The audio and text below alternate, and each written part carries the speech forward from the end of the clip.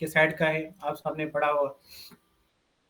अब अगर आप आपसे कोई इंटरव्यू में या कहीं पूछे व्हाट इज फंक्शनल एनालिसिस, एक इंटरव्यू में मुझसे भी पूछा गया था, तो देखिए ये ब्रांच है मैथमेटिक्स भी, जिसमें हम डिफरेंट स्पेसेस, जनरल स्पेसेस की डिस्कशन करते हैं। जैसे हमारे पास बर्नौली स्पेस हो गया, नॉर्मल स्पेस हो गया, हिल्बर्ट स्पेस हो गया, तो डिफरेंट स्पेसेस हैं, इनकी हम जो है डिस्कशन करते हैं। ठीक है, अब ये बहुत इंपॉर्टेंट स्पेस है, मैट्रिक स्पेस बहुत पॉपुलर है, और इसमें से जो है क्वेश्चन आता है। अब देखिए लेफ्ट, मान लें कि हमारे पास एक्स कोई भी नॉन एम्प्टी सेट है, ठीक है, और आर हमारे पास एक रियल नंबर है। अगर हम एक क्या करें कि एक फंक्शन को डिफाइन करें इस सेट एक्स पे जो ये चीजें सेटिस्फाई करे, यानी हमारे पास सेट एक्स है, ठीक है, और इसके इनसाइड जो हमारे पास डिफरेंट एलिमेंट्स हैं जो हैं x, let's say y z और डिफरेंट वैल्यूज हैं, और रिजल्ट जो आ रहा है इसका, यानी इनपुट और आउटपुट जो है हमारे पास सेट ऑफ रियल नंबर में आ रहा है। ठीक है, अगर हम ऐसा सेट डिफाइन कर रहे हैं जो ये कंडीशन सेटिस्फाई करे, ठीक है, कौन सी कंडीशन? नंबर वन अच्छा, ये जो डी है दिस इज कॉल्ड डिस्टेंस, ठीक है, ये डिस्टेंस वर्ड इस्तेमाल होता है, और डिस्टेंस जो है वो जनरलाइजेशन है हमारे पास, एब्स्ट्रैक्ट आइडिया है एक्चुअली। डिस्टेंस डिस्टेंस एक तो हम स्पेस में पढ़ते हैं, दो पॉइंट्स हैं, ठीक है, इसके बीच की लेंथ क्या है, this is also called distance, ठीक है। और 3D स्पेस में भी हम जो है क्या करते हैं, तीन पॉइंट्स के बीच में हम जब डिस्टेंस निकालना चाह रहे होते हैं, ठीक है, किसी भी दो पॉइंट्स के बीच में ए और बी में, then we use the distance formula, ठीक है। तो डिस्टेंस फार्मूला की मदद से हम क्या करते हैं, 3D स्पेस में डिस्टेंस फाइंड करते हैं। तो अगर 4D 5D 8D स्पेस आ जाए तो क्या फार्मूला होना चाहिए, इसके लिए हम मैट्रिक स्पेस पढ़ते हैं। उसके अलावा एक और क्वेश्चन है, क्या ये जो हमने डिस्टेंस फार्मूला ड्राइव किया हुआ है, क्या यही कोई यूनिवर्सल फार्मूला है जो डिस्टेंस के लिए इस्तेमाल करें? तो उसका जवाब है नहीं, ये कोई यूनिवर्सल फार्मूला नहीं है। हर वो फार्मूला जो इन चार कंडीशन को सेटिस्फाई करे उसको हम डिस्टेंस फार्मूला कह सकते हैं। Means every formula, every function which satisfies the conditions of metric space is said to it gives us the distance between two points in a space, ठीक है। अब वो कौन से पॉइंट्स है? Number one, the distance between x comma y is greater than equals to 0 for all x comma y belongs to capital X, and distance between x comma y equals to 0 if and only if x is equals to y for all x comma y equals to belongs to capital X, and distance between x comma y same as distance between y comma x, ठीक है। इसको non negativity कहा जाता है, इसको हम क्या कहते हैं, इसको सिमेट्रिक कहते हैं, इसको ट्रायंगल इनइक्वालिटी कहते हैं। तो ये सारे नाम आ रहे हैं, ठीक है, आगे। And distance between x comma z is less than equal to distance between x plus y and less than x plus z। अब ठीक है, ये सारी पॉइंट्स तो आपको क्लियर होंगी कि डिस्टेंस कभी भी नॉन नेगेटिव नहीं हो सकता, यानी अगर हम एक ही पॉइंट पे खड़े हैं तो डिस्टेंस 0 हो सकता है, अगर एक पॉइंट से थोड़ा ज्यादा गए तो डिस्टेंस जो है वो कोई पॉजिटिव काउंट होगा, नेगेटिव नहीं हो सकता। दूसरा, दो पॉइंट्स के बीच में डिस्टेंस तभी काउंट होगा अगर मैं कह रहा हूँ एक पॉइंट है x, दूसरी पॉइंट है मेरे पास y, अगर दोनों के बीच में डिस्टेंस अगर क्या के है जीरो है तो उसका मतलब मेरे पास x और y एक ही पॉइंट है, दो पॉइंट को के नाम नहीं है। और तीसरी पॉइंट है कि distance between x comma y same as y comma x, यानी अगर a से लेकर b तक का डिस्टेंस नापे या b से लेकर a तक का नापे, so you will get the same length. और लास्ट है distance between three points could be in this वे। देखें एक पॉइंट ये है, मान लें इसको x कहें, ठीक है, दूसरी पॉइंट को आप y कहें, ठीक है अच्छा, या दूसरी पॉइंट को आप z कहें, ठीक है। अब जो थर्ड पॉइंट है या तो इन दोनों के बीच में होगी y, अगर बीच में होगी तो distance between x comma y and y comma z is same as the distance between x comma y x comma z, ठीक है। इसका मतलब कि अगर पॉइंट ये कोलिनियर्स होंगे तो इसका मतलब डिस्टेंस जो है वो इन यानी x से लेकर z तक इज सेम एज x से लेकर अगर y तक मालूम करूं, y से लेकर z तक मालूम करूं। लेकिन अगर जो y पॉइंट है मेरे पास वो कहीं ऊपर है, मान लें कि यहाँ है, तो x से लेकर z तक मैं डिस्टेंस मालूम करूं तो वो छोटा होगा अगर मैं x से y तक जाऊं फिर y से z तक जाऊं, ठीक है। तो इस तरीके से जो है हम ये लास्ट पॉइंट ट्रायंगल इनइक्वालिटी जो है डिफाइन करते हैं, ठीक है। अगर हम क्या करें, कोई भी हम मैट्रिक स्पेस उठाएं x, ठीक है, हमने मान लिया हमने कोई non empty matric space x उठाया है, ये हमारे पास एक मैट्रिक स्पेस है। अब हम क्या कर रहे हैं, अगर इस मैट्रिक स्पेस पे मैं इस काबिल हो जाऊं कि इस मैट्रिक स्पेस पे कोई ना कोई फंक्शन डी डिफाइन कर दूं, तो मैं कहूंगा Which कि one? मैट्रिक स्पेस, इस मैट्रिक को मैं मैट्रिक स्पेस कह सकता हूं। यानी ये इस काबिल है, ये इस काबिल है set non empty set x, जो अपने आप में एक डिस्टेंस फंक्शन रखता है, जो इसी नॉन एम्प्टी सेट में डिफाइन हो सकता है। इस वजह से ये जो नॉन एम्प्टी सेट एक्स है, ये हमारा एक स्पेस कहलाएगा। That's why we call it a metric space. क्या ये पॉइंट क्लियर हुई आपको?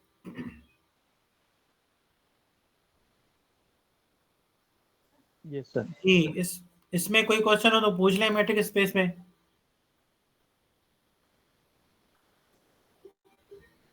क्लियर है? आगे चलूं?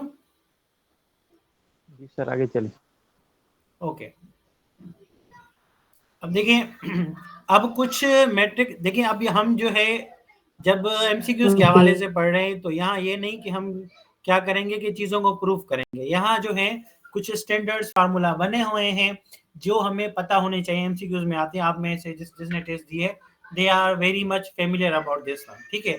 अब देखें कि ये एक्स है मेरे पास, x1 x2 up to so on, ये मेरे पास क्या है, एक वेक्टर है, ठीक है। सिमिलरली y भी मेरे पास क्या है, y भी मेरे पास एक वेक्टर है, ठीक है। अब मैं क्या करूं, अगर यानी n डायमेंशनल स्पेस में अगर मैं इन दोनों का डिस्टेंस फंक्शन Okay. डिफाइन करना चाह रहा हूं, 2 मिनट मुझे थोड़ा टाइम दीजिएगा। जो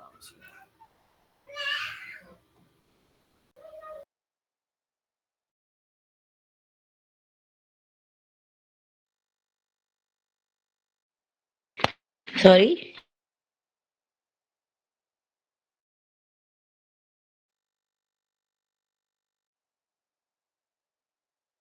Yeah, we didn't study this yet.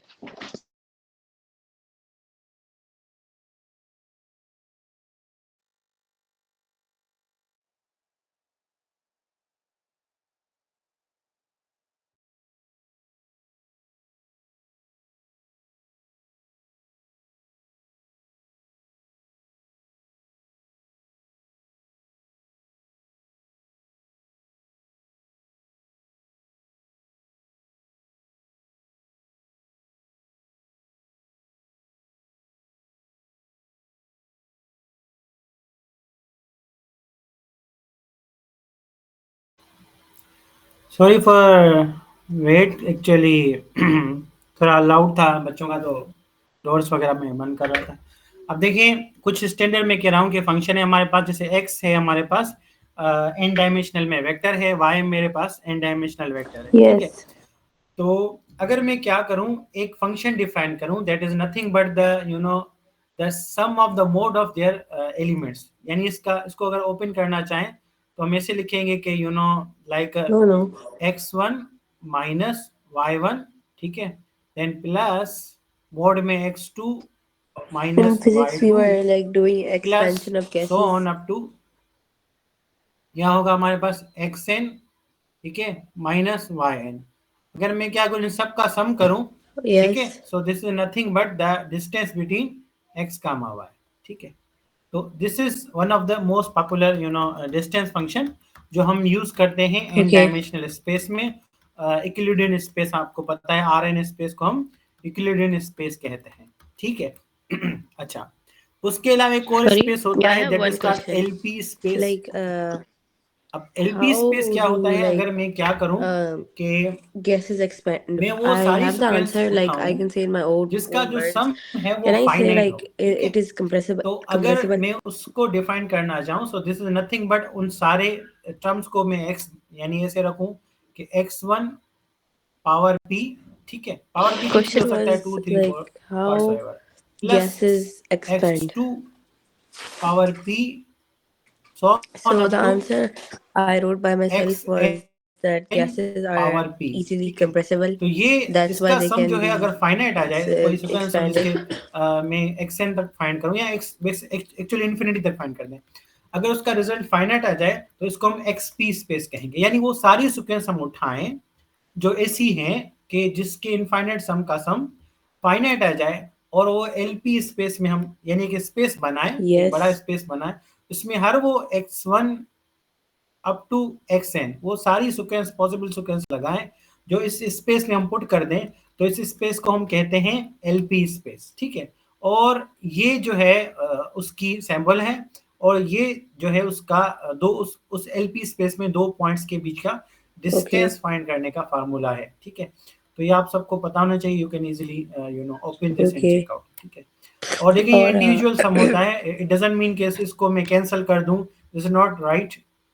Actually इसको लिखने का तरीका ये है कि इसको मैं थोड़ा मोटा कर दूं वाला लाइन को, and how देखिए इसको can the लिखने का distance तरीका ये है between कि मैं gas क्या करूं molecule कि decrease? यहाँ लिखूं x1, ठीक है, minus x Distance sorry between gas y1 molecule decrease. Power How? p plus x2 Uh, minus dis y2 power p p and so on, ऐसे between gas करता जाऊं molecule up to decrease. The you know और ये जो है हम infinity तक जाएंगे। So let's say x n कहीं फाइनाइट पे रोक लेते हैं, y n whole power p, ठीक है। गैस में जो फिर क्या करूं, मॉलिक्यूल होते हैं इस उनका जो सब का डिस्टेंस मैं होता है वो पी डिक्रीज क्यों थ्रू होता है? निकालूं, ठीक है। इन सब का अगर मैं पी थ्रू निकालूं, this is what this yes. Sample represents, ठीक है। तो ये जो है एक्चुअली इस चीज के इक्वल होता है, सही है। तो इस तरीके से हम क्या करते हैं, इस एलपी स्पेस में कोई दो जो है सीक्वेंस को डिफाइन करते हैं। अब देखिए मैं एग्जांपल दे दूं एक, ओके। जैसे फॉर एग्जांपल मैं आपको एक आइडिया, अगर किसी बच्चे को कोई कंफ्यूजन हो तो मान लें कि मेरे पास 2 है, क्या मैं 2 को ऐसे लिख सकता हूं कि 2 को मैं 2 हिस्सों में बांटू तो 1 एंड प्लस 1 होगा, और प्लस 1 को मैं 2 हिस्सों में बांटू तो 1 अपॉन 2 होगा, और 1 अपॉन 2 को मैं 2 हिस्सों में ओके। बांटू तो 1 अपॉन 4 होगा, और 1 अपॉन 4 को मैं 2 हिस्सों यस। में बांटू तो 1 अपॉन 8 होगा, और 1 नो। अपॉन 8 को मैं 2 हिस्सों में बांटू तो 1 अपॉन 16 होगा, और 1 अपॉन 16 को मैं 2 हिस्सों में नाफिज। बांटू तो 1 अपॉन 32 होगा, and this way we go so on. लेकिन जो इनफाइनाइट सीक्वेंस ये बन रही है, इसका सम तो फाइनाइट नंबर आ रहा है, तो इस तरीके से जो है बहुत सारी इनफाइनाइट सीक्वेंस हमें मिल जाती हैं जिनका सम जो है हमें फाइनाइट मिल रहा होता है। इस वजह से हम अगर उन सारी सीक्वेंसेस को उठाएं तो वो हम एलपी स्पेस में डालेंगे, ठीक है। अच्छा, दूसरी स्पेस होती है एल इंफिनिटी स्पेस, इसको सीक्वेंस स्पेस भी कहा जाता है। मान लें कि एक्स हमारे पास वो सारी स्पेसेस हैं जो कहीं ना कहीं बाउंडेड है, ठीक है, अनबाउंडेड सीक्वेंस नहीं है, जो बाउंडेड है। तो सीक्वेंस ऑफ रियल भी हो सकती हैं, रियल नंबर्स की भी हो सकती हैं, कॉम्प्लेक्स नंबर की भी हो सकती हैं। And when we saying we are talking about जो है हम ऐसी सीक्वेंस ले रहे हैं कि जिनका सम जो है बाउंडेड आ जाए। अब बाउंडेड सीक्वेंस आपने पढ़ी होगी रियल एनालिसिस जो है उसमें, तो उसको किस तरीके से हम डिफाइन करते हैं, that is the distance between x का मावा इज बेसिकली सुप्रीमम, ठीक है। तो एक्स आई माइनस वाई, अब इसको ऐसे डिफाइन करते हैं कि मान लें कि ये मैंने स्पेस बनाया है, ठीक है, और ये स्पेस की बाउंड्रीज है। अब मैं जितनी भी सीक्वेंस यहाँ डिफाइन करूं, एक्स एन, तो वो सीक्वेंस क्या करेगी, यहीं घूमती रहेंगी, भले इनफाइनाइट हो, यहाँ घूमती रहेंगी, कभी इससे बाहर नहीं जाएंगी, ठीक है। So we say that space that sequence is said to be bounded sequence, ठीक है। तो इस तरीके से हम जो है एब्स्ट्रैक्ट तरीके से इनको समझते हैं। अच्छा, वो जो बाउंडेड सीक्वेंस है we are writing in this way x1 x2 xn, और they have upper bound और basically they are bounded simply, ठीक है। अच्छा, उसके बीच में अगर दो पॉइंट्स के बीच को अगर हमने निकालना हो distance, so that is this formula, dx का मावा is basically supremum of supremum of difference of between two values. तो इस तरीके से हम निकालते हैं, ठीक है। तो this space is said to be L infinity space. तो वो सारी ऐसी सीक्वेंस जो बाउंडेड सीक्वेंस हो, अगर उन सबको जमा करके एक ही सेट में डाल दें, सो दैट उसको स्पेस कहें, so that space is said to be L infinity space, ठीक है। तो एल इंफिनिटी स्पेस हम इस तरीके से डिफाइन करते हैं। यहां तक बात क्लियर है?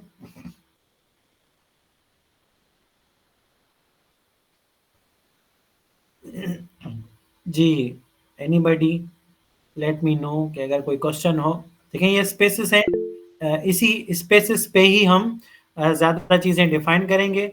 इन स्पेसेस पे अगर कोई क्वेश्चन हो तो आप अनम्यूट करके पूछ सकते हैं, otherwise I am gonna head के ज़्यादा मैं आपको पढ़ाता जाऊँ। जी जी सर, आगे चलें। ओके, तो कोई क्वेश्चन हो तो ठीक है, बीच में आप जो है पूछ सकते हैं। अब आ जाते हैं जो है कुछ पॉइंट्स पे, जैसे एलपी स्पेस है, तो एलपी पे जो पी है जो बेसिकली वो हमारी डायमेंशन डिफाइन करता है, ठीक है।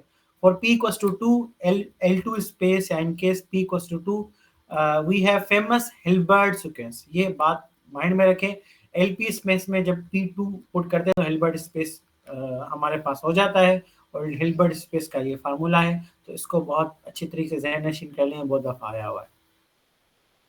अच्छा, उसके बाद जो है हमारे पास जो स्पेस है that is a function space, यानी मान लें कि जो है x मेरे पास कोई भी फंक्शन है, x में पॉइंट्स हैं x y and so on, वो सारे फंक्शन हम कह रहे हैं जो इंडिपेंडेंट वैल्यू t पे डिफाइंड हो और कंटिन्यूअस हो इस इंटरवल पे j a, b पे। अगर वो सारे फंक्शन में सोचूं जो इस a, b में कंटिन्यूअस हो, और वो सारे फंक्शंस को मैं जमा कर दूं यहाँ पे, लेट्स से xt1, ठीक है, and x t2, xt2 and so on, यानी वो सारे फंक्शन अगर मैं जमा कर दूं किस पे, एक स्पेस में जमा कर दूं ऐसे सारे पॉसिबल फंक्शन, तो उस स्पेस को फंक्शन स्पेस कहा जाएगा, ठीक है।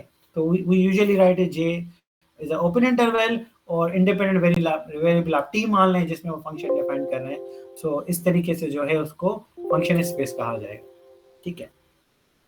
अच्छा, फंक्शन स्पेस में जो डिस्टेंस फार्मूला होगा वो क्या होगा, that's distance formula is defined in two ways. Number one is the distance between xt minus yt is nothing but the maximum of these two, यानी xt का आप सारा डोमेन देखेंगे, yt का सारा डोमेन देखेंगे, जो मैक्सिमम वैल्यू मिलेगी दैट इज योर रिजल्ट, ठीक है।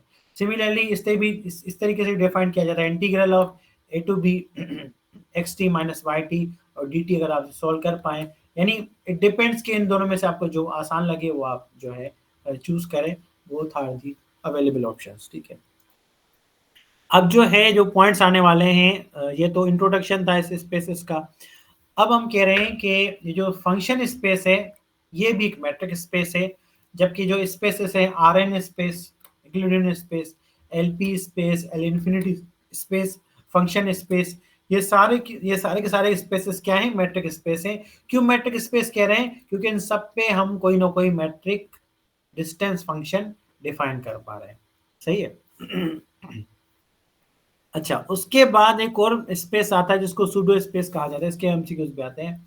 मान लें कि x मेरे पास कोई भी नॉन एम्प्टी सेट है, तो मैं एक फंक्शन डिफाइन करूं, ठीक है, डिस्टेंस x टू x, यानी x से x तक रियल नंबर, उसको सूडो मैट्रिक कहा जाएगा अगर वो ये कंडीशन सेटिस्फाई करे। फर्स्ट कंडीशन तो सेम है, x, y greater than equal to 0। Second condition है x, x इक्वल टू 0, उसमें क्या था x, y था, इसमें x, x ही रखा है।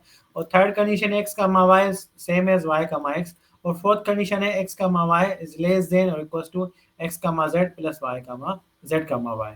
तो ये सारी जो कंडीशन है सूडो मैट्रिक्स की है, और सूडो मैट्रिक्स क्या होता है, एक सेमी मैट्रिक होता है, ठीक है।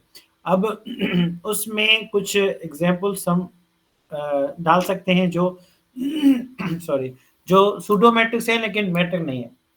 जैसे एक्सेल में हम डिफाइन कर दें ऐसे हम 2 पॉइंट्स इस तरीके के जो है मैट्रिक हम ऐसे डिफाइन करें, x1, y1, यानी इसकी भी फर्स्ट पॉइंट उठाएं, इसकी भी सेकंड पॉइंट उठाएं।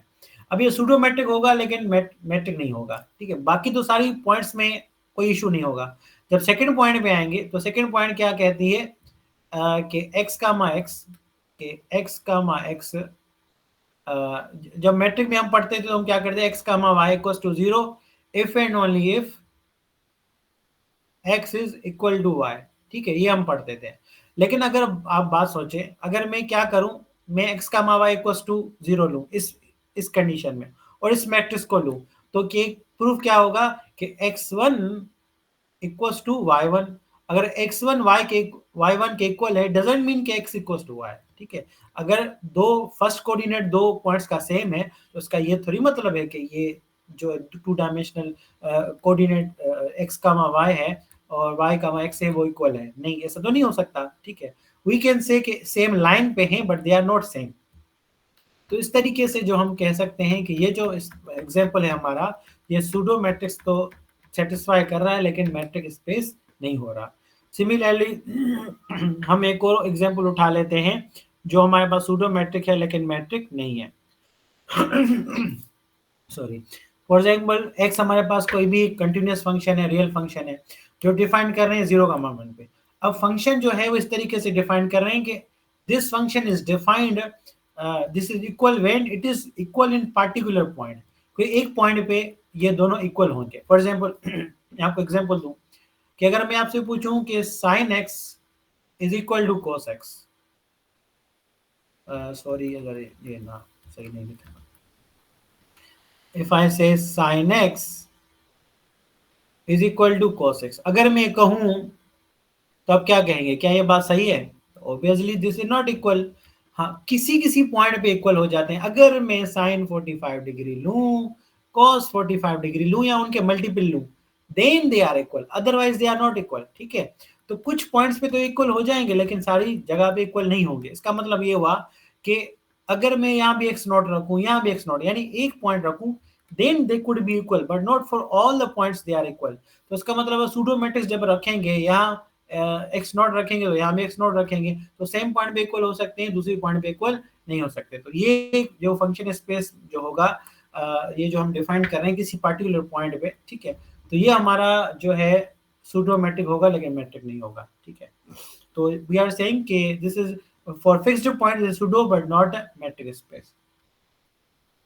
ऑलराइट, अब सूडो में और मैट्रिक स्पेस में किसी को कोई कंफ्यूजन हो तो बता दे।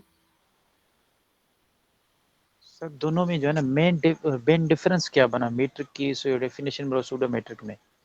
मेन डिफरेंस सेकेंड वाली पॉइंट है इन दोनों में।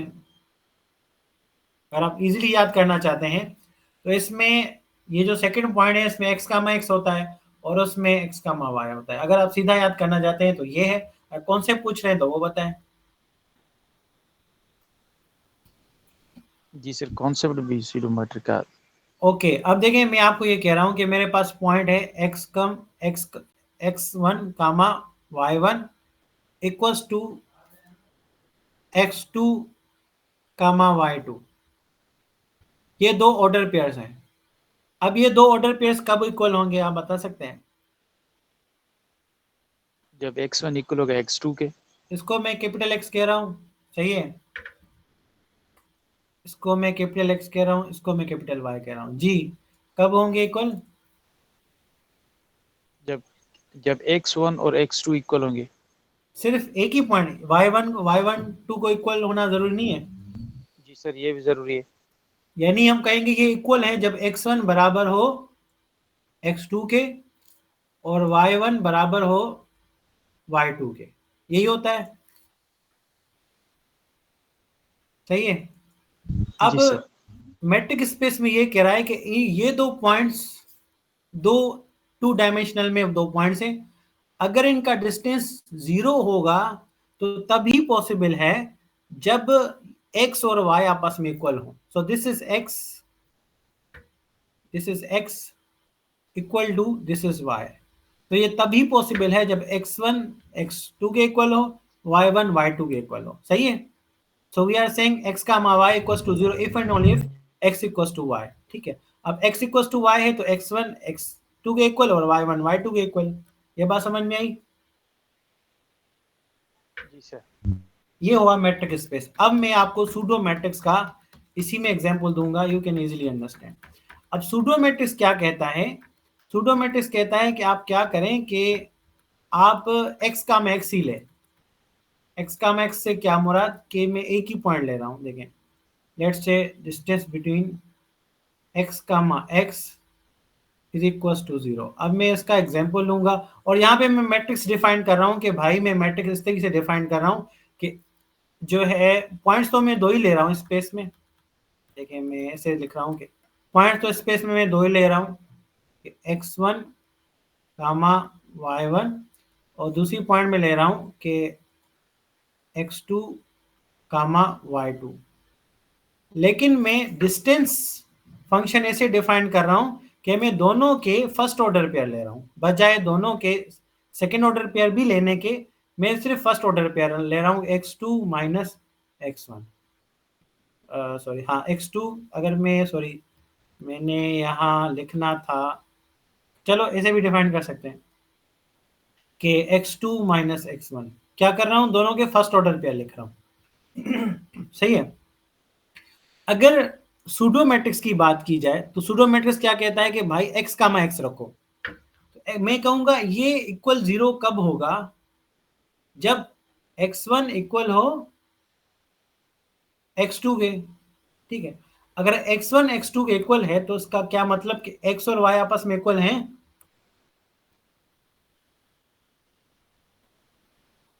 जी बताएं। अगर मैं कहूं कि x और x1 और x2 आपस में इक्वल हैं, यदि फर्स्ट ऑर्डर पेयर आपस में इक्वल हैं, तो उसका क्या मतलब हुआ कि x और y आपस में इक्वल हो सकते हैं। पॉसिबल है सर। यानी हो भी सकते हैं, ना भी हो सकते हैं, क्योंकि देखें अगर मैं ऑर्डर पेयर लूं 1,3 और यहाँ लूं 1,4, तो क्या ये दो ऑर्डर पेयर आपस में इक्वल हैं। नहीं सर। नहीं है ना, तो उसका मतलब है फर्स्ट ऑर्डर पेयर इक्वल होने से इट डजंट मीन कि ये दो ऑर्डर पेयर्स आपस में इक्वल है। ठीक है, तो सूडो मैट्रिक्स ये कहता है कि भाई भले ये ऑर्डर पेयर सेम नहीं है, क्या फर्स्ट ऑर्डर पेयर सेम है, हम कह रहे हैं हाँ है, तो कह रहा है ठीक है इसको सूडो मैट्रिक्स मान लें। ठीक है, तो सूडो मैट्रिक्स लीनियंसी दे रहा है कि भाई किसी बड़े स्पेस में, जैसे समझें कि बड़ा स्पेस है ना एक्स वाई कमा वाई, उसमें अगर एक लाइन भी अगर आपको सेम मिल रही है तब भी आप उसको डिस्टेंस फंक्शन मान लें। ठीक है, तो देखें ये सूडो मैट्रिक्स का इस तरीके से अगर हम कोई फंक्शन बना रहे हैं डिस्टेंस फंक्शन, तब भी वो सूडो मैट्रिक्स कह रहा है, लेकिन वो मैट्रिक्स स्पेस नहीं हो रहा क्योंकि उसमें एक्स और वाई दो पॉइंट्स आपस में इक्वल नहीं हो रहे। ठीक है, तो इस वजह से हमने ये जो एक्स कामा एक्स वाली कंडीशन रखी है, तो वो क्या कर देती है, वो मैट्रिक्स स्पेस की कंडीशन को थोड़ा कमजोर कर देती है और आसान बना लेती है। इस वजह से इस तरीके के जो हम डिस्टेंस फंक्शन डिफाइन करते हैं, जैसे इसने यहाँ डिफाइन किया है x1 कामा y1, इस वजह से फर्स्ट ऑर्डर पेयर इक्वल होने के बावजूद भी इसको सेमी मैट्रिक कह रहे हैं, यानी सूडो मैट्रिक्स कह रहे हैं, लेकिन ये मैट्रिक स्पेस नहीं हो रहा।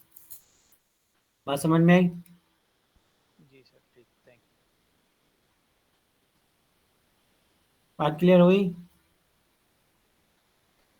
जी सर जी। और मैं आपको एग्जांपल दूं कि देखें मैट्रिक स्पेस क्या है, यूनिवर्सल है, वो पूरे स्पेस पे डिफाइन होता है। सूडो मैट्रिक्स पूरे स्पेस में कहीं कहीं डिफाइन होता है भाई, एक ये पॉइंट इस पे डिफाइन हो गया, दूसरी पॉइंट यहाँ पे डिफाइन हो गया, तीसरी पॉइंट यहाँ पे डिफाइन हो गया, तो पूरे स्पेस में कहीं कहीं डिफाइन होता है। तो कहीं कहीं डिफाइन होने वाले को हम कमजोर सा कहेंगे कि भाई इतना ताकतवर नहीं है, जब मैट्रिक स्पेस पूरे स्पेस पे डिफाइन होता है। ठीक है, तो ये पार्टिकुलर पॉइंट्स पे ही डिफाइन होता है, इस वजह से उसको सेमी मैट्रिक भी कहा जाता है। ओके, अब ज्यादा, अब देखिए एक पॉइंट है बहुत जबरदस्त कि व्हाट वी हैव रिटन के, अच्छा ये भी डिफाइन कर लिया था। 15 वाली पॉइंट देख लें, every metric space is pseudo metric but converse is not true. Obviously जो जो जो चीज पूरी यूनिवर्स पे डिफाइन हो रही है, तो एक पार्टिकुलर पॉइंट पे भी डिफाइन होगी। ठीक है, तो this is very obvious point के एवरी मैट्रिक स्पेस जो है वो सूडो मैट्रिक है, पर हर सूडो मैट्रिक्स जो है वो मैट्रिक स्पेस नहीं बन सकता। ठीक है, उसके अलावा जो स्पेसेस है R n space, L p space, L infinity space, function space, ठीक है, ये फंक्शन है, ये इन पे हम कोई ना कोई अप्रोप्रिएट डिस्टेंस फंक्शन डिफाइन कर सकते हैं। इस वजह से ये सारे के सारे हमारे सूडो मैट्रिक्स भी हैं, क्योंकि ये हमारे पास मैट्रिक स्पेस है तो उसका अंडरस्टूड है कि ये सूडो मैट्रिक्स भी होंगे। ठीक है, अब दूसरा है कि अल्फा कामा बीटा, ये हमारे पास एक्सपोनेंशियल कॉन्जुगेट हम डिफाइन करते हैं, यंग्स इनइक्वालिटी, ये एग्जाम में भी कहीं कहीं आ जाता है, आपको पता होना चाहिए। अल्फा कामा बीटा हमारे पास वो रियल नंबर है, और पी जो रियल नंबर है वो ग्रेटर देन 0 है। अल्फा बीटा और पी जो है वो greater than belongs to real number है। अब हम कहेंगे for example alpha comma beta, हम कोई भी दो रियल नंबर ले रहे हैं, this is less than x power p upon p plus 2 upon q, इसका यंग्स इनइक्वालिटी, इस इनइक्वालिटी को क्या कहते हैं, यंग्स इनइक्वालिटी।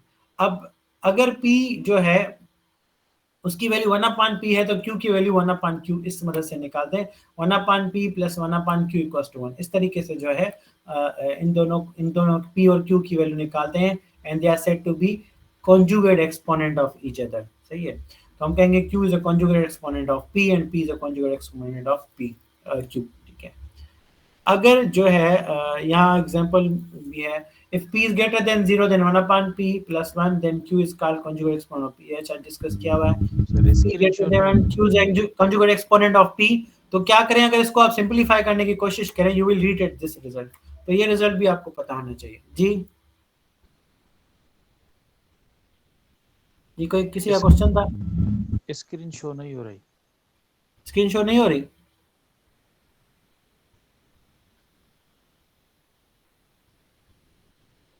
अच्छा, किस पॉइंट से स्क्रीन शो नहीं हो रही? क्या और सब लोगों को स्क्रीन शो हो रही है? And let me know. जी सर, इधर तो हो रही है मेरे पास।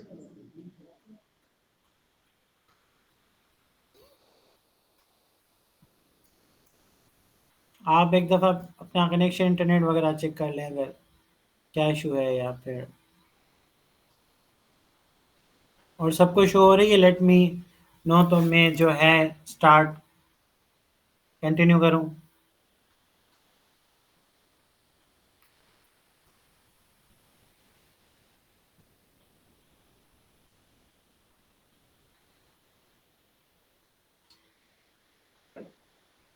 जी, और सबको स्क्रीन शो हो रही है? एक स्टूडेंट ने बताया है कि नहीं हो रही, तो कंफर्म जी कर सर, लें अगर हो हो रही रही। जी जी सर, हो रही है इसकी। कंटिन्यू करें? जी सर। ओके, अब जो है दूसरी पॉइंट है कि मान लें कि p जो है वो ग्रेटर देन 1 है, हमें अगर p की वैल्यू 1/2 रखें, if we solve then what is the value of conjugate exponent of p क्या होगा? तो यू कैन इजीली सॉल्व 1/2, ठीक है, प्लस p की वैल्यू 1/2 है तो 1/q इक्वल्स टू 1। ठीक है, तो इसका मतलब क्या हुआ कि q की वैल्यू क्या हो गई? 2 हो गई। ठीक है, it means conjugate exponent of p will be what? 2 हो गया। ठीक है, इस तरीके से एमसीक्यूज आते हैं। अच्छा, उसके बाद एक इनइक्वालिटी है which is very much popular, that is holders inequality. x मान लें कि मेरे पास xn एक वेक्टर स्पेस है, y भी एक वेक्टर स्पेस है, 2 एलिमेंट्स हैं हमारे पास Rn स्पेस में। तो होल्डर्स इनइक्वालिटी हम इस तरीके से लिखते हैं कि x के y के less than equals to summation x के p होल p, ये सम अप करते हैं, y के का सम अप करते हैं। ये देखें, ये p और q क्या है? एक दूसरे के कॉन्जुगेट एक्सपोनेंट है। अगर ये जो इनइक्वालिटी हम डिफाइन करें, this is called holders inequality. ठीक है, अच्छा, इस होल्डर इनइक्वालिटी का किसी को समझ में ना आए, ओपन करना चाहें तो बताएं, मैं ओपन करके दिखाऊं, otherwise you should be familiar with this result. जी जी सर, थोड़ा डिफाइन करें। अब देखिए, यहाँ तो हम क्या करेंगे, इनके प्रोडक्ट मान लें कि मैं 3 तक करता हूँ, ठीक है, और p की वैल्यू आप 1/2 ही ले लें। तो जैसे मैंने रखा x1 y1, ठीक है, plus x2 y2 plus x3 y3, ठीक है, जैसे मैंने रखा।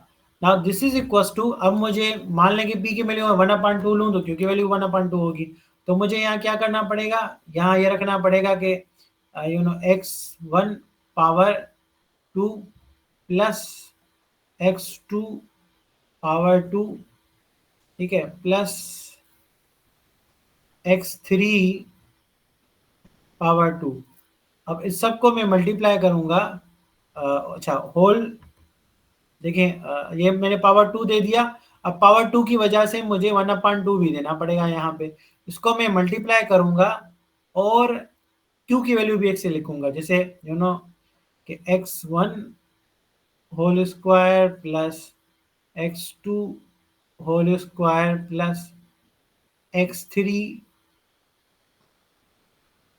होल स्क्वायर, ठीक है, और होल पावर में लगाऊंगा 1/2। ठीक है, यानी ये जो p है, ये q जो होगा उसका कॉन्जुगेट एक्सपोनेंट होगा। तो मैंने 1 से लेकर 3 तक इसको ओपन करा, तो इस तरीके से हम जो है इसको इन्फिनिटी तक भी या कहीं तक भी लिखेंगे। ठीक है, क्लियर हो गया होगा आई थिंक सो। सही है ना?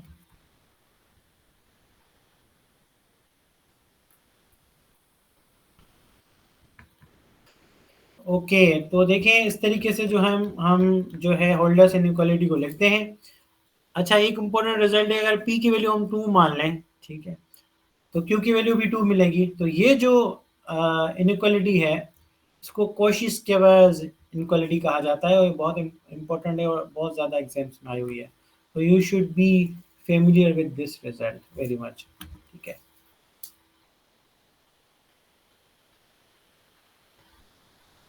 अच्छा, उसके बाद है हमारे पास मिन्कोव्स्की इनइक्वालिटी।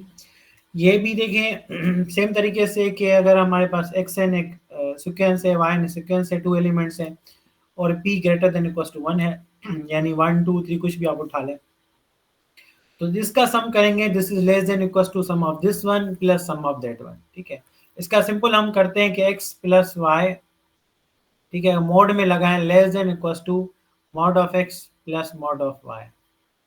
ये पॉपुलर है, हम जगह जगह पे इस्तेमाल करते हैं। ठीक है, तो ये स्पेशल केस है जबकि ये इसकी जनरलाइजेशन है। ठीक है, तो इसको मिन्कोव्स्की इनइक्वालिटी कहा जाता है। अगर p की वैल्यू हम 1 पुट करें तो इनफाइनाइट सीक्वेंस, ये तो हमें पता है रिजल्ट, तो इसको हम ट्रायंगुलर इनइक्वालिटी कहते हैं। ठीक है, अब triangular inequality is also known as ordinary inequality, ये भी आप चीज़ों को आप लोगों को पता होना चाहिए, नाम है सिर्फ। अब हम क्या कर रहे हैं, लेट्स xn भी हमारे पास कोई भी सीक्वेंस है मैट्रिक्स स्पेस में, then a sequence xn is said to be convergent to x belongs to x if for each epsilon greater than 0 there exists a positive integer n naught such that distance between xn minus x is less than this one epsilon for all n greater than equals to n naught। ठीक है, तो ये क्या है, definition है convergent sequence की। अब इसको आसान करने के लिए मैं आपको यहाँ साइड में जो है बता दूं कि व्हाट वी आर सेइंग। एक मिनट,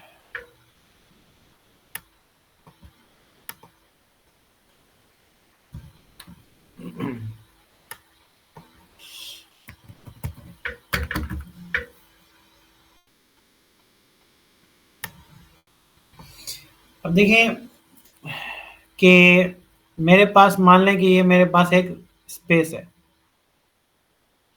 ठीक है, और मैं क्या कर रहा हूं, इस स्पेस में एक सीक्वेंस डिफाइन कर रहा हूं। Let me draw in a big way. और स्पेस मेरे पास एक्स स्पेस है, ठीक है, इसमें मैं क्या कर रहा हूं, कोई भी सीक्वेंस डिफाइन कर रहा हूं xn। ठीक है, अब इस तरीके से, अब देखिए ये स्पेस तो आपको समझ में आ गया, और xn को मैं ऐसे डिफाइन कर रहा हूं कि मैं एक बॉल बना रहा हूं। ठीक है, तो मैं xn कह रहा हूं कि xn एक बॉल है, जबकि मैं एक छोटा सा बॉल बना रहा हूं एंड दैट इज एप्सिलॉन। ठीक है, और मैं कह रहा हूं कि इस xn की जो पॉइंट्स है वो यही होंगी, x1 x2 and so on. ठीक, ऐसे चलती जाएंगी, ऐसे चलती जाएंगी, जबकि इसका लास्ट पॉइंट है जिसको लिमिटिंग पॉइंट कहते हैं वो इसके सेंटर में है। इसको मान लें this is centre is x। ठीक है, सेंटर को हम x मान लेते हैं। Let me use another pen. Centre को हम जो है ये जो सेंटर है, ये मान लें कि ये सेंटर है, यहाँ सेंटर तक हमें पहुंचना है। अब देखिए ये सीक्वेंस जो है भटकती रहेगी, तो दो पॉइंट्स के बीच का डिस्टेंस होगा वो हमेशा ज्यादा होगा। तो जैसे डिस्टेंस कम होता जाएगा एक, और ये जो है एप्सिलॉन मैंने बनाया है, एप्सिलॉन बेसिकली क्या है, रेडियस है यहाँ से लेकर यहाँ तक का, यानी छोटे से सर्किल का रेडियस है। अब ये अगर कन्वर्जेंट सीक्वेंस होगी तो एक ऐसा टाइम आएगा, एक ऐसा n आएगा, देखें ये मेरे पास क्या रहा है, x1 x2, एक ऐसा मेरे पास xn आएगा जिसके बाद ये जो मेरे पास छोटा सर्किल है, अगर मैं इसको बड़ा बना दूं, छोटा सर्किल जो है, if I draw this one a bigger, क्योंकि एक दफ़ा आपको ज़िंदगी में समझ में आ गया तो बार बार जो है आपको तंग नहीं करना होगा, टेंशन नहीं होगी। और इसके मैं सेंटर में बना देता हूँ, ये मेरे पास डॉट है। ठीक है, और इसकी मैं रेडियस को मैं क्या कह रहा हूँ, रेडियस को मैं कह रहा हूँ दिस वन, और ऐसे मैं कन्वर्ज करता आ रहा हूँ, तो ये समझे बाउंड्री है। ये बाउंड्री क्या है, दिस आफ्टर दिस बाउंड्री मेरे पास डिस्टेंस कम होता जा रहा है, कम होता जा रहा है। इसके बाद वो जो बाउंड्री है वो है क्या है, एक पॉइंट है एन नॉट। एन नॉट यानी ऐसे समझें कि मान लें कि 1000, अगर मैं सीक्वेंस की वैल्यू पुट कर रहा हूँ x1, ठीक है, उसके बाद x2, और डिस्टेंस कम होता जा रहा है, let's say that boundary is 1000, ठीक है, और 1000 को मैं कह रहा हूँ एन नॉट। अच्छा, 1000 के बाद जैसे क्या हो रहा है कि ठीक है, इसका डिस्टेंस जो है एप्सिलॉन है, इसका ये जो है एप्सिलॉन है। 1000 के बाद क्या हो रहा है, अगर मैं कोई भी दूसरा पॉइंट उठा रहा हूँ 1000 के बाद, तो उसका वो जो लिमिटिंग पॉइंट है x, ठीक है, और वो जो मेरे पास 1000 के बाद दूसरा पॉइंट आ रहा है, इसके बीच का डिस्टेंस मेरे पास क्या हो रहा है, छोटा हो रहा है, ठीक है, इसके बीच का डिस्टेंस मेरे पास छोटा हो रहा है। तो एप्सिलॉन में कितना भी छोटा उठा दूं, हमेशा मुझे ऐसी एक्स नॉट मिल जाएगी, ऐसी बाउंड्री मिल जाएगी, ऐसा एक्सएन मिल जाएगा, जिसके बाद और लिमिटिंग पॉइंट के बाद मेरा डिस्टेंस छोटा होगा। अगर मैं इसको और छोटा बना दूं तो फिर भी मुझे ऐसा पॉइंट मिल जाएगा, इन दोनों के बीच में डिस्टेंस छोटा होगा। अगर मैं और छोटा बना दूं फिर मुझे ऐसा पॉइंट मिल जाएगा, ऐसा एन मिल जाएगा, जिसके बाद उस लिमिटिंग पॉइंट और उस पॉइंट के बीच में जो डिस्टेंस होगा एप्सिलॉन से छोटा होगा, ठीक है। तो इस तरीके से जो हम इस सीक्वेंस स्पेस को डिफाइन करते हैं, सीक्वेंस को, अगर आपने कभी समझा होगा तो दिस वे वी डिफाइन। तो ये डेफिनेशन जो है वो लिमिट के लिए भी वैलिड है, जो आप फर्स्ट इंटर में बच्चों को समझाते हैं एप्सिलॉन और इसकी मद में। तो देखिए, आप इस डेफिनेशन को पढ़ें, ज़्यादा आपको अच्छी तरीके से क्लियर होगा। यार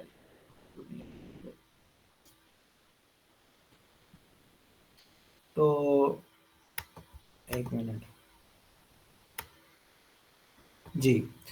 now let's read this definition. X n हमारे पास कोई भी क्या है, सीक्वेंस है मैट्रिक्स स्पेस में।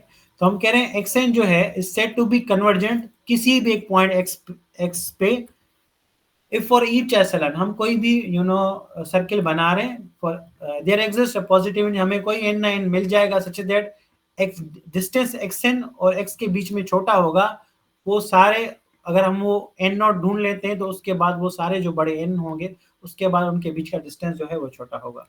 मुझे बताएं, क्या ये डेफिनेशन क्लियर हुई कन्वर्जेंट सीक्वेंस की आपको?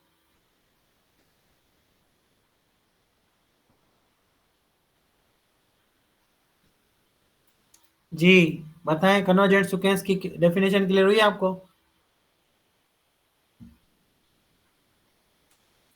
जी सर।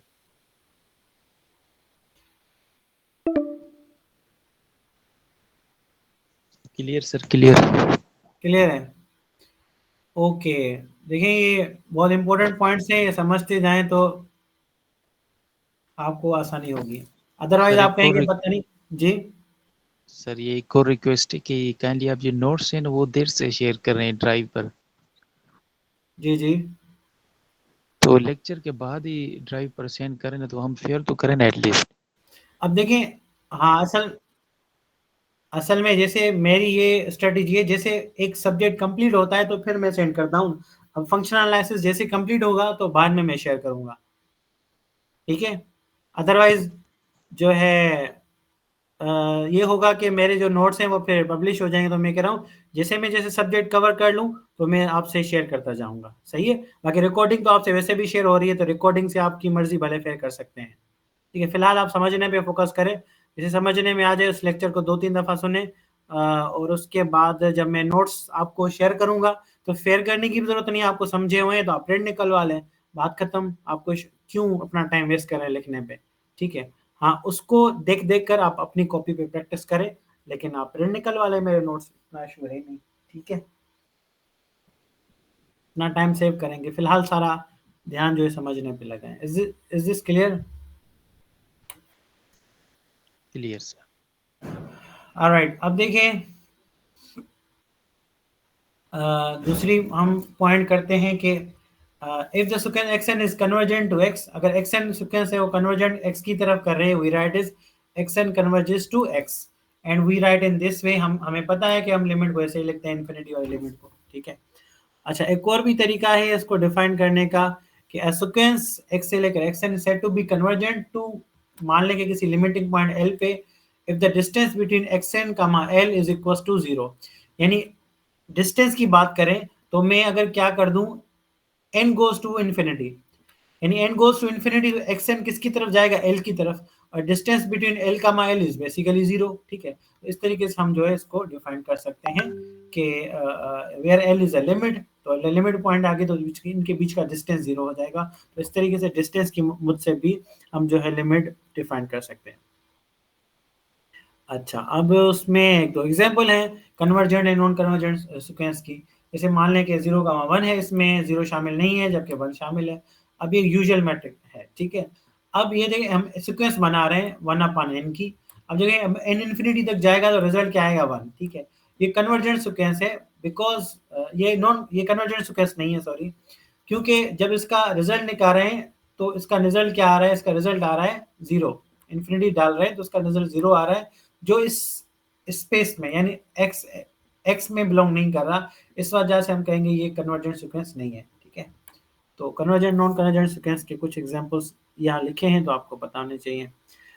और सिमिलरली ये मेरे पास क्या है, let x, d be a metric space, then a limit, then the limit of a convergent of sequence is unique. अगर ये एक मैट्रिक स्पेस है तो उसकी जो कन्वर्जेंट लिमिट होगी वो क्या होगी, यूनिक होगी।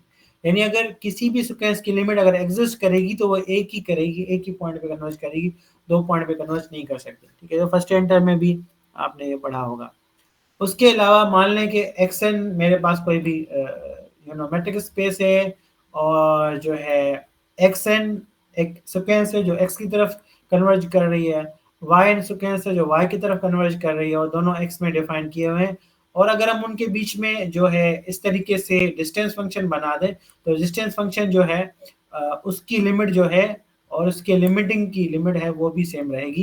यानी अगर यहाँ पे हम डिस्टेंस फंक्शन लाएं, this is same as d x comma y, यानी अगर यहाँ पे इन्फिनिटी लगा दें तो यहाँ अगर x आएगा, यहाँ पे इन्फिनिटी लगा दें तो वहाँ y आएगा, ठीक है। तो इस तरीके से जो है हम दो सीक्वेंस के बीच में लिमिटिंग सीक्वेंस के बीच में से लिमिट लगा सकते हैं, ठीक है। अब उसके बाद जो है लेट से xn हमारे पास एक मैट्रिक स्पेस है, is set to be Cauchy. अच्छा, ये कॉशी सीक्वेंस से मैं चाह रहा हूँ कि नेक्स्ट लेक्चर में डिस्कशन करूँ, क्योंकि कॉशी में जब जाएंगे तो ज़्यादा डिस्कशन हो जाएगी। तो आज जो है आज के लेक्चर के लिए यहाँ 32 तक एंड करते हैं, और 33 तक कॉशी सीक्वेंस से हम जो है नेक्स्ट लेक्चर में डिस्कस करेंगे, because this is very important. बाकी टाइम थोड़ा बचा है, अगर आपको कुछ क्वेश्चंस वगैरह डिस्कस करने हैं तो कर सकते हैं, otherwise we are gonna end this lecture here. जी नेक्स्ट सेशन सुबह होगा सर? जी, नेक्स्ट लेक्चर सुबह लेंगे? सुबह तो नहीं होगा, सुबह सारे बिजी हैं। फिर पॉसिबल है कल रात को, अगर मुझे कोई काम नहीं हुआ, कोई बिजी नहीं हुआ तो इंशाल्लाह कल, अदरवाइज परसों। वी विल डिसाइड कि जिस तरीके से हुआ। सर फेडरल में क्वेश्चन थ्योरेटिकल आते हैं, कैसे आते हैं फेडरल में? आपका एक्सपीरियंस कैसा है?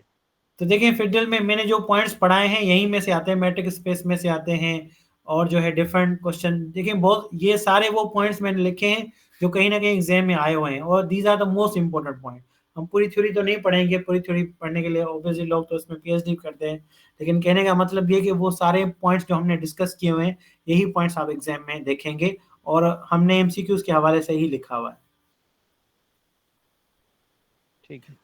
और आपसे कुछ लास्ट में पेपर भी शेयर किए जाएंगे, जैसे कोर्सेज कवर हो जाएं, देन यू विल रियलाइज कि किस टाइप के क्वेश्चन आएंगे, तो वो भी लास्ट में आपको बेनिफिट होगा,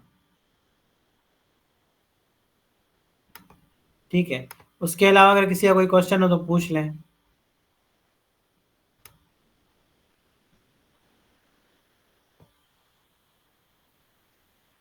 नहीं है, सेशन एंड करूं? जी सर।